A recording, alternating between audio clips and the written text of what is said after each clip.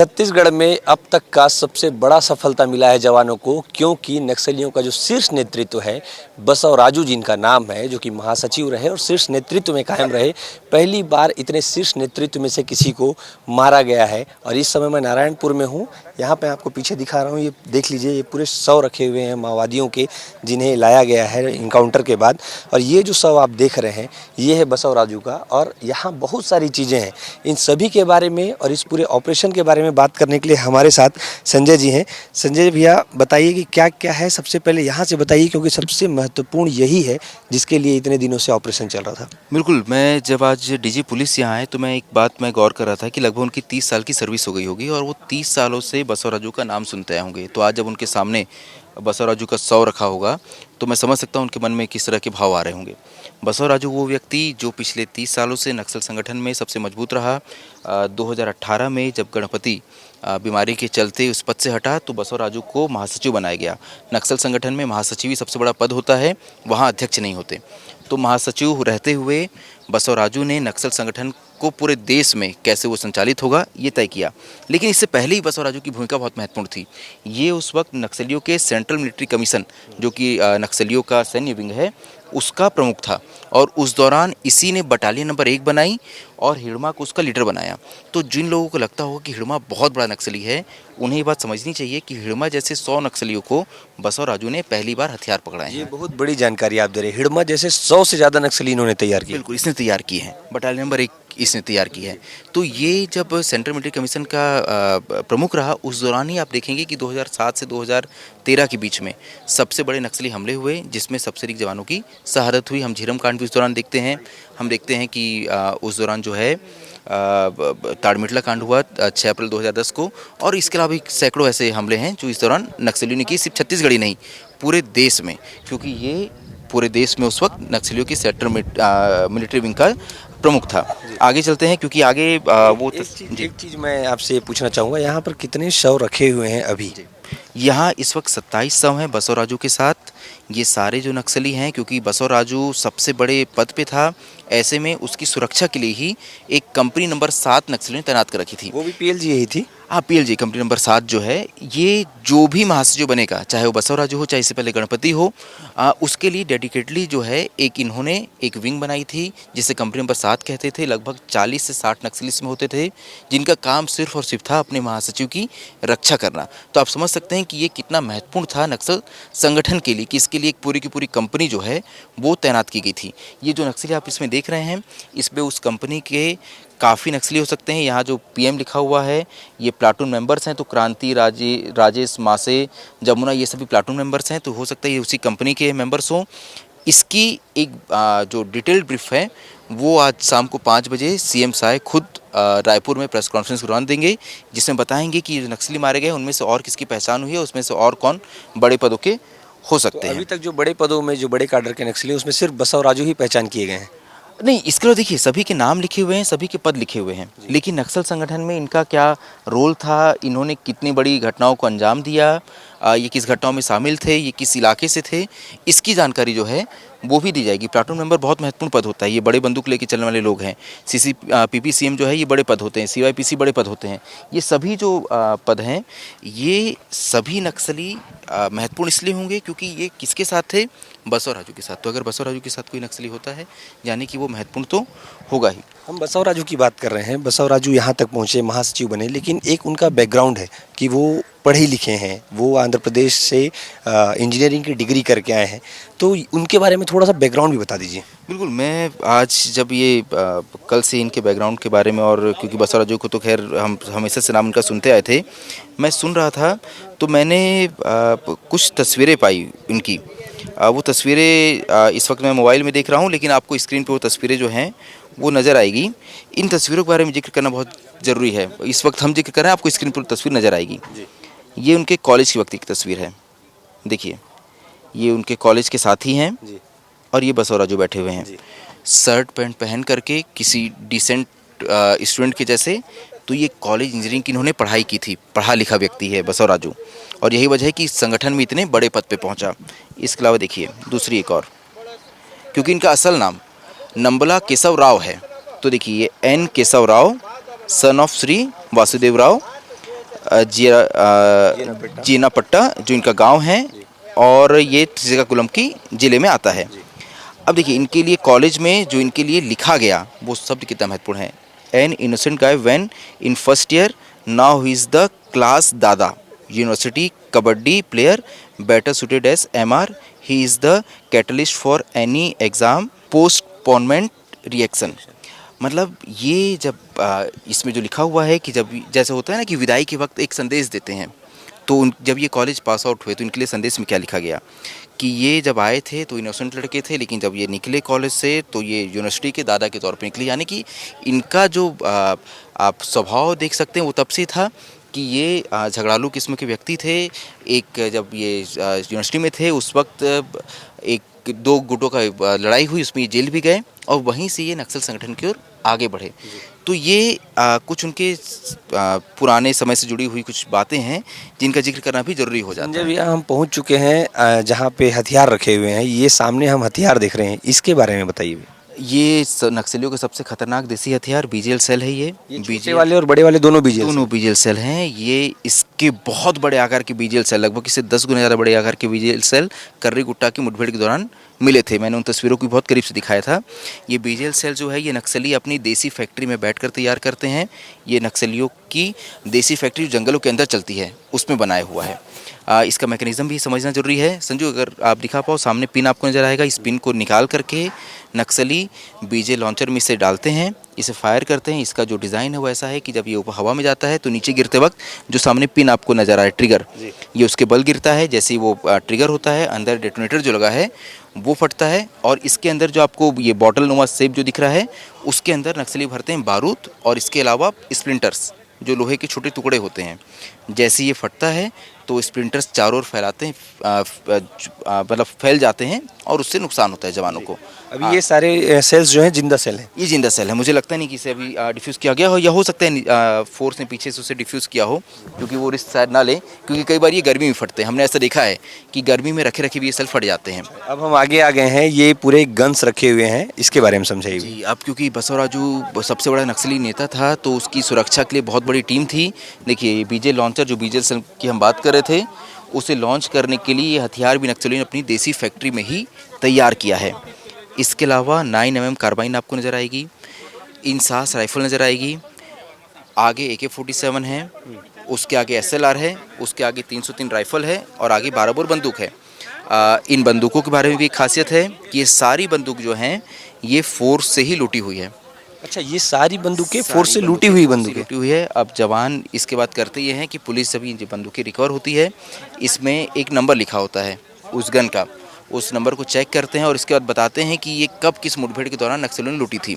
मैंने इस पर एक स्टोरी की थी, उसमें बस्तर आईजी ने बहुत ही गंभीरता से इस बात को कहा कि नक्सलियों के पास हथियार का और कोई दूसरा सोर्स नहीं रहा है। ऐसी बात आती रही कि विदेशों से हथियार मिले या बाकी चीज़ें, लेकिन उन्होंने साफ तौर पे कहा कि 99% हथियार जो उनके हैं वो उन्होंने या तो फोर्स से लूटे हैं या फिर किसी ठेकेदार के पास या किसी बड़े आदमी के पास, जब वो बंदूक अपने 303 जैसे राइफल इशू कराता है तो वो लूटते थे नक्सली। तो ये सारी बंदूकें ये फोर्स से लूटी हुई है। ये फोर्स के द्वारा लूटी हुई बंदूकों से नक्सलियों ने बड़े फिर और फोर्स पे हमला किए और अधिक हथियार लूटे। जी, अभी जब बसवराजू के बारे में पता चला तो पता चला कि वो बम बनाने में, एम्बुश बनाने में और हथियार बनाने में बहुत ज़्यादा माहिर थे। तो क्या ऐसे जो हथियार रखे हुए इनमें से भी ऐसे कोई हथियार होंगे जो इनके खुद के फैक्ट्री में बन रहे होंगे?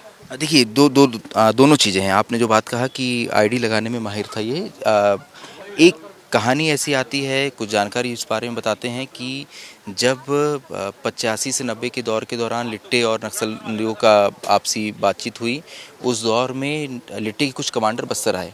उन्होंने यहाँ कुछ युवाओं को ट्रेनिंग दी आईडी लगाने की, उसमें भी बसवराजू शामिल था। तो ये शुरुआती कैडर था जिसने आईडी लगाने की ट्रेनिंग ली और उसके बाद इसने नक्सल संगठन को ये ट्रेनिंग दी और वही आईडी आज के समय में फोर्स के लिए सबसे बड़ी चुनौती बनी। सबसे अधिक जवानों की शहादत जो है इसी बारूदी सुरंग धमाकों से हुई। दूसरी बात आपने कही कि हथियार बनाए, क्योंकि वो इंजीनियर था, उसके पास वो तकनीकी ज्ञान था, तो ये संभव है कि इस तरह के ये जो देसी हथियार हैं, और हमने देखा कि नक्सलियों ने लगातार इसे इम्प्रोवाइज़ किया है। हमने देखा कि ये बीजे लॉन्चर जो है इससे 15 से 20 किलो के बीजे सेल दागने के जैसे जो है नक्सलियों ने लॉन्चर बनाए उतने बड़े। तो नक्सलियों ने लगातार इसको इम्प्रोवाइज़ किया। कर्री कुट्टा की मुठभेड़ के बाद आपको याद होगा एक बंदूक मिली, इसे इन्होंने मेगा स्नाइपर कहा। मेगा स्नाइपर भी नक्सलियों ने अपनी देसी फैक्ट्री के अंदर बैठ के बनाई। इससे पहले ये माना जाता था कि नक्सली कारतूस नहीं बना पाते हैं। हमने उस वक्त एक बात पे गौर किया कि नक्सलियों के पास कारतूस है, उन्होंने कारतूस बनाई हैं।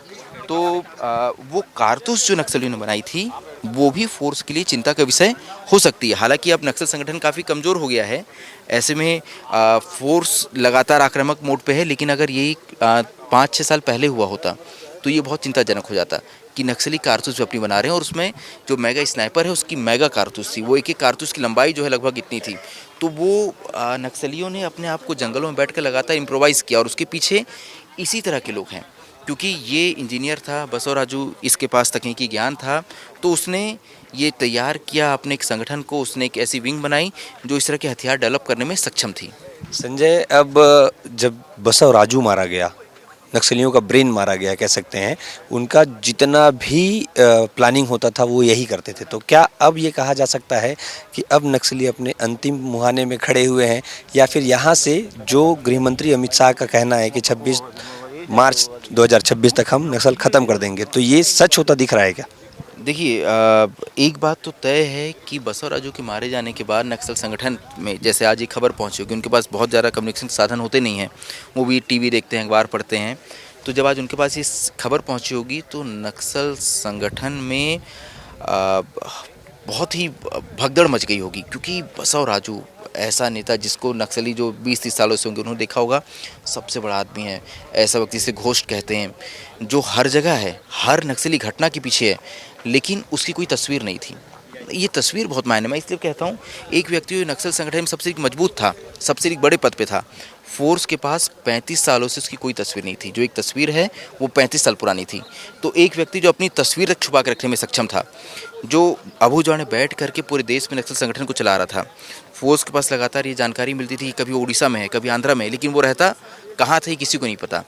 अगर फोर्स उस तक पहुंच जाती है तो ये बात तो तय है कि नक्सल संगठन में एक संदेश बहुत साफ तरीके से चले गया कि अब कोई भी नक्सली सुरक्षित नहीं है, देश का ऐसा कोई कोना सुरक्षित नहीं है जहां वो बैठकर ये मान सकें कि अब हम तक फोर्स ना पहुंच पाए। संजय, एक सवाल मन में आ रहा है, 30 साल से इंटेलिजेंस के पास, आईबी के पास कोई ऐसे इनपुट नहीं थे जिससे वो पता कर पाते कि ये बसव राजू है।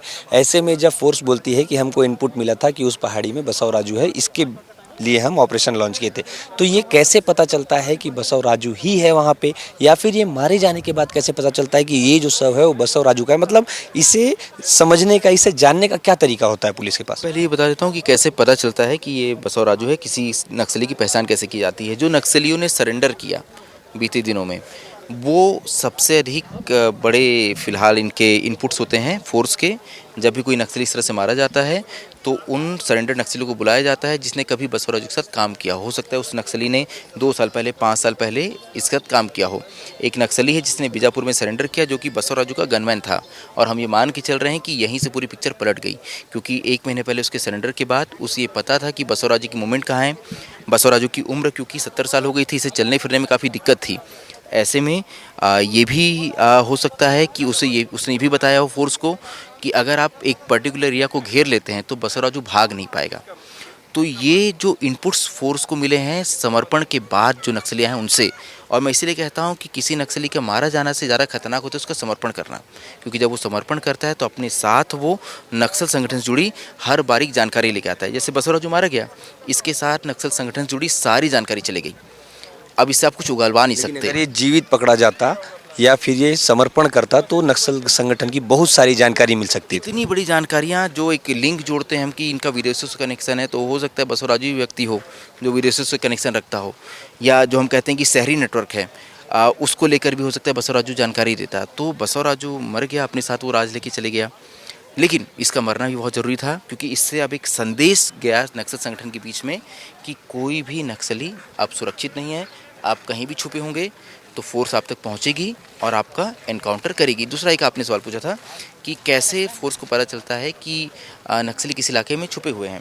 देखिए, फोर्स ने बीते दिनों में, क्योंकि अपनी गलतियों से सीखता है आदमी, इतने बड़े फोर्स को नुकसान हुए, फोर्स ने कुछ छाव में चलते हैं, फोर्स ने अपने इंटेलिजेंस को बहुत मजबूत किया। एक वक्त था जब हम जंगलों के अंदर जाते थे, 2010-2015 की बात है। अब हम जंगलों के अंदर दाखिल ही होते थे और नक्सलियों की पता चला था कि 2 पत्रकार आए हैं। ये नक्सलियों का इंटेलिजेंस था। फोर्स ने उन्हीं से सीखा। फोर्स ने गांव के अंदर ही अपने इंटेलिजेंस को मजबूत किया। आज फोर्स के पास इंटेलिजेंस के नाम पे बहुत सारे ह्यूमन इंटेल भी हैं। इसके साथ तकनीकी तौर पे फोर्स अपने आप को मजबूत किया है। उनके पास यूएवी है, उनके पास ड्रोन है, वो इनके फ़ोन कॉल्स इंटरसेप्ट कर सकते हैं। उनके पास इतनी बड़ी एक टीम है जो ये लगातार देखती है कि नक्सली किस तरह की बातचीत कर रहे हैं और उसके आधार पे ये तय करते हैं कि किस नक्सली की मूवमेंट कहाँ हो सकती है। और यही वजह है कि देखिए, लगातार ऐसे नक्सली जिन तक पहुँच पाना संभव नहीं था, उन तक फोर्स पहुँच रही है। 2 सेंट्रल कमेटी मेंबर मारे गए हैं, पहले गरियाबंद में चलपति, झारखंड में विवेक, और अब तो बसव राजू। मतलब इससे बड़ा तो खैर कोई हो ही नहीं सकता। तो ये जो इंटेल फोर्स ने अपना मजबूत किया है, उसका फ़ायदा फोर्स को मिल रहा है। एक अंतिम सवाल पूछना चाहूँगा संजय कि अब बसवराजू मारा गया, इनके यहाँ भी ऐसा होता है कि एक पद होता है, इसमें कोई दूसरा नेता आता है, फिर वो आगे टीम को लीड करता है। अब ऐसा कौन सा नेता है जो बसवराजू के जाने के बाद कमान संभालेगा और आगे नक्सली गतिविधियां कैसी होंगी या संगठन कैसे काम करने वाला है, क्योंकि अब संगठन जो है चारों तरफ से घिर चुका है, तो अब आने वाला सिनेरियो क्या होगा वो बता दीजिए। देखिए, क्योंकि नक्सल संगठन में एक कांग्रेस होती है, जिसे कांग्रेस को जिसे बैठक कहते हैं, जिसमें सारे पुलिस ब्यूरो और सीसी मेंबर्स मिलके, मेरे ख्याल से फिलहाल 5 पुलिस ब्यूरो थे, उसमें से एक बसवराजू मारा गया तो अब 4 पुलिस ब्यूरो बचे और 13 या 15 सीसी मेंबर्स थे, उनमें से 2 मारे गए हैं, एक शायद गिरफ्तार हुआ है और 1-2 की तबीयत बहुत ख़राब है, इसकी जानकारी है फोर्स के पास। ऐसे में लगभग 15-20 ऐसे लोग हैं जो ये बैठ कर तय करेंगे कि हमारा अगला मुखिया कौन होगा। अभी आपको याद होगा, एक अभय ने लेटर जारी किया था। अभय, जिसे वेणुगोपाल भी कहते हैं, नहीं अभय का नाम है रुपे, नहीं अभय जो सेंट्रल कमेटी का प्रवक्ता है, उसने एक लेटर जारी किया था। उसने इस बारे में जानकारी दी थी कि हम अपनी कांग्रेस नहीं आयोजित कर पा रहे, हम बैठ नहीं पा रहे। उसने ये कहा था कि फोर्स हमें ये समय नहीं दे रही है कि हमारे नेता मिलकर बैठकर बात कर पाए। बहुत बड़ी बात थी ये कि ये जो फोर्स का दबाव है उसे खुद नक्सली भी स्वीकार कर रहे हैं कि वो बैठ नहीं पा रहे। तो ऐसे में अब उनका अगला महासचिव कौन होगा, ये तय करने के लिए वो आपस में बैठ ही नहीं पा रहे हैं, और जब बैठ नहीं पा रहे तो ये तय करना बहुत ही मुश्किल हो जाएगा।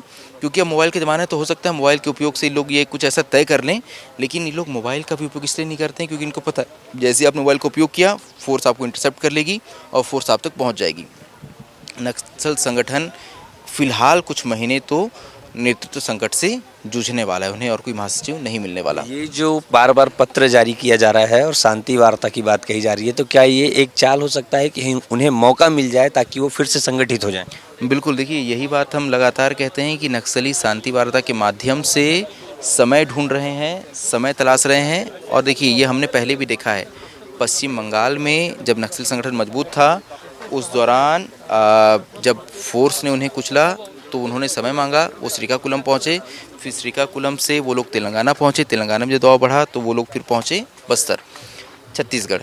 तो ये एकदम बिल्कुल तय बात है कि नक्सली समय मांग रहे हैं, क्योंकि नक्सल संगठन बिखरा हुआ है, उसे फिर से एकजुट करने के लिए, नई रणनीति बनाने के लिए उनको समय चाहिए, जो उन्हें नहीं मिल पा रहा। अब ये बात हम कह रहे हैं तो वो नाराज़ हो जाएंगे और फिर से रुपये जैसे नक्सली आकर के ये बोलेंगे कि विस्तार न्यूज़ हमारे बारे में अच्छी अच्छी बातें नहीं करता। अच्छी बातें क्यों करें? आप सैकड़ों जवानों की हत्या करते हैं, अच्छी बात आपके बारे में नहीं होनी चाहिए।